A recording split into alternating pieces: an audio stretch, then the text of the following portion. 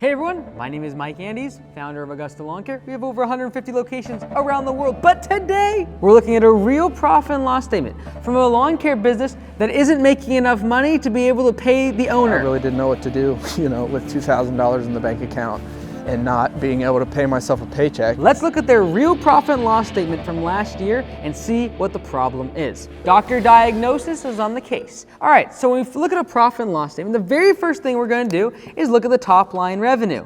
We got almost $300,000 in annual revenue. Nice little business. Then I look at the bottom line.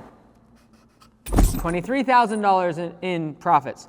Not so great. Why? Because it's about an 8% profit margin. Now, 8% profit margin can actually be decent on a bigger business where the owner's taking a salary. But I know that this owner is not taking a salary and only $106,000 every single year is going to wages, which means he's paying his employees with the $106,000. He's not getting any money. I can do basic math in that, okay, if he's working out in the field or helping the team, and let's just say on average, someone can make $100,000 per year. Well, that would mean approximately 2 to 3 full-time employees. I haven't gone to this location and I will be able to tell that there's about 2 to 3 full-time employees, plus the owner might be taking some money, but I can assume that based upon the $106,000 in wages. This is where it gets a little alarming, because at this size of business, $300,000 is in what I call the wilderness of the lawn care, landscaping, and home service industry. What that means is you're over here at 0, then you're over here at $200,000 in annual revenue, and then you jump all the way up to $500,000 in annual revenue. I call this the wilderness. Between $200,000 and $500,000 in annual revenue, I see most people give up, quit, or go back to being a solo operator when they made about $150,000, $200,000 in annual revenue. Why? Because between $200,000 and $500,000, you need to hire employees. And during that period, your overhead goes up. And yet you don't make any more profit. Like actually taking home more money doesn't happen. And that's why a lot of times people at this size of business, Cobb's Care, they go back to being solo.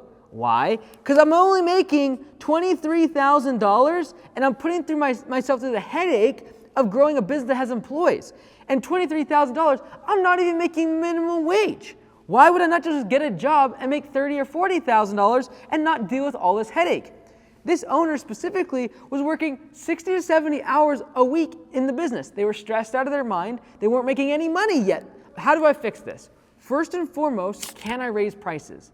Because if the business is struggling to the point where we are not profitable enough, I'm not taking any money home, can I raise prices is my first question. Now, the reason this is my first question is because if I can raise prices by, let's just call it 20%, I am going to be able to add $60,000 of revenue by just increasing prices by 20%. The question is, how many of your customers are going to leave? If all of your customers leave, you're not going to be making no $60,000 extra. You'll be making a big fat goose egg. Now, if I can raise prices by 20% and all my customers stay, now all of a sudden, instead of making $23,000 in profit, I'm going to make almost $90,000 in profit once I add the price increase of $60,000. I can triple the profits of this business if I can raise the prices. Guess what? If I added $60,000, I'd be at almost $400,000 in annual revenue also, which gets me closer to getting out of this wilderness and the profit that comes with the $200,000 to $500,000 range, which I don't like it very much. Now, if we can't raise prices, or the owner is like, well, that's nice that we could raise prices, but I want to keep growing, and I have lots of cash. This isn't necessarily a bad situation if last year the business only did $50,000 in revenue. This year they did $300,000. Next year they're on pace for $600,000 or $700,000. If you're growing really fast, it's very normal to have either low profits or even lose some money because you're growing so fast, and growth sucks cash. But if you don't have a bunch of profit or a bunch of cash sitting in the bank and a bunch of reserves, you're going to need to be able to provide for your family, and you're not going to be able to live on $23,000 a year despite working 60, 70 hours per week. You might as well go flip burgers at McDonald's, because doing that for 60 to 70 hours a week, you'll make more than $23,000 in profit. And so my recommendation for this is, number one, can we raise prices and immediately fix the profitability issue? Number two, If you want to stay in growth mode, you got to have a bunch of cash. Because right now, we are running an unprofitable business. We can't even afford to buy another truck, hire more employees, upgrade the shop space, because we simply are running too low of a profit margin business.